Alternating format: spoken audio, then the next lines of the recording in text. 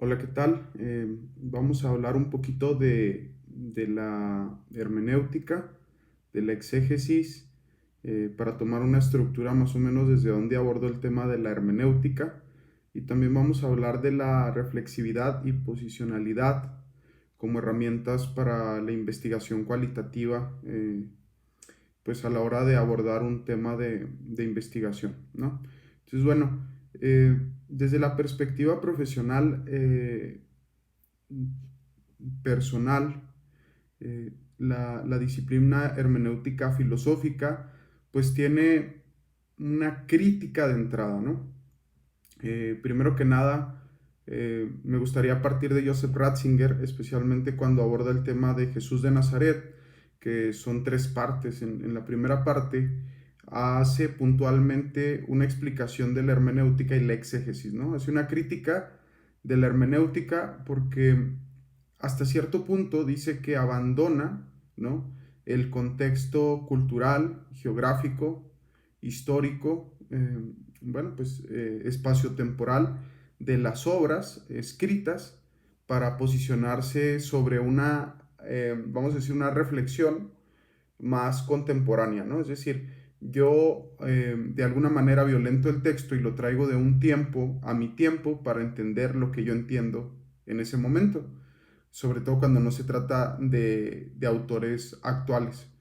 Entonces, desde esa perspectiva, pues sí se abre como una crítica, ¿no? Pues de la perspectiva teológica, pero desde la perspectiva, vamos a decir, filosófica, pues obviamente ayuda mucho porque finalmente la filosofía siempre ha sido discursiva, ¿no?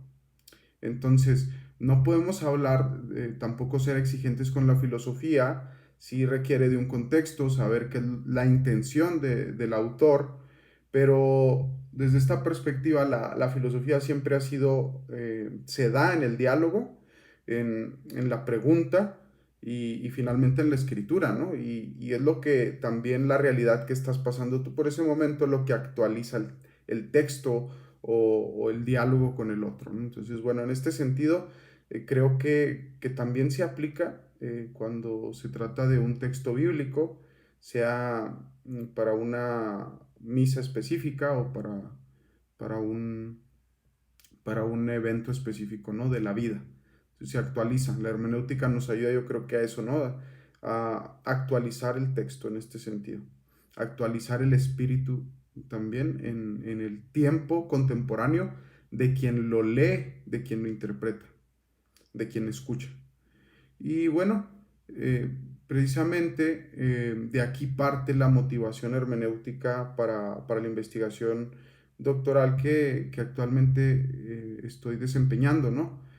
Finalmente, las narrativas de sexualidad, de educación sexual integral en lo religioso, tienen un fundamento a veces más tradicional que circunstancial, o más, vamos a decirlo, como más bioético, más genético, incluso biológico, que circunstancial. A veces lo laico, lo secular, más que lo laico, se inclina por dar una explicación circunstancial, ¿no? Es decir, yo me entiendo desde mis circunstancias y tomo decisiones a partir de ahí, desde mi sexualidad, desde mi corporeidad, etcétera. Y desde ahí se construye la educación sexual integral del secular. Eh, Hay una diferencia, ¿no? Si hay diferencia, mientras que uno es fundamentalmente biológico, el otro es fundamentalmente circunstancial, lo cual hay que entenderlo también, ¿no? Es decir, tiene que existir una apertura para ver si estas posturas incluso pueden ser complementarias o realmente se repelen totalmente, que entrada desde una metodología lógica, pues no se contradiría, ¿no? Sino que se pueden complementar, como adelantándonos un poco a la respuesta esta, ¿no? Y bueno, ¿qué puede influenciar de la hermenéutica en el proceso de la investigación sobre narrativas de educación sexual integral? Yo creo que bastante, en cuanto que sobre todo hay autores como Gadamer que se inclinan sobre todo a valorar la tradición, ¿no? A valorar la tradición Y hay autores como Heidegger que simplemente se basan en el momento del humano para poder saber qué es lo que te dice, ¿no? Gadamer sí valora como una antecesión de la tradición, incluso le da autoridad, mientras que Heidegger, por ejemplo, va a decir que lo que muestre el ser humano en ese momento, pues es el lugar hermenéutico, ¿no? Entonces es interesante, pero también yo creo que desde la perspectiva de Husserl, para aprender el objeto que se necesita una epogé, es decir, una suspensión del juicio, pues yo creo que también aplica, ¿no? Porque para poder escuchar tanto al que es más tradicionalista como el que es más circunstancial, es necesario que nosotros pues hagamos un paréntesis en nuestros prejuicios, pues para poder escuchar al otro, ¿no? Entonces yo creo que en este sentido se influye a la hora de escuchar las narrativas sobre sexualidad integral y poder llevar adelante esto, ¿no?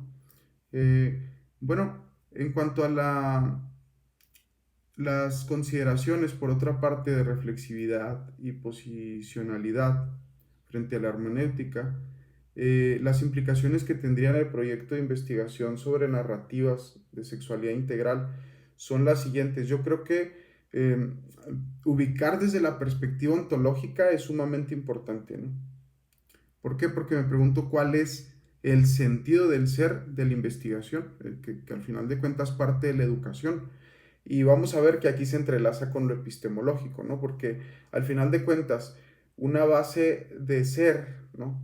Como se considera el ser, tanto en la narrativa religiosa como en la secular, es la base epistémica y por tanto va a ser la base de la posicionalidad, porque a partir de ahí se construye no solamente una base educativa, incluso la concepción antropológica, sino que incluso se construye esta parte de una ética, ¿no? De una aplicación ética.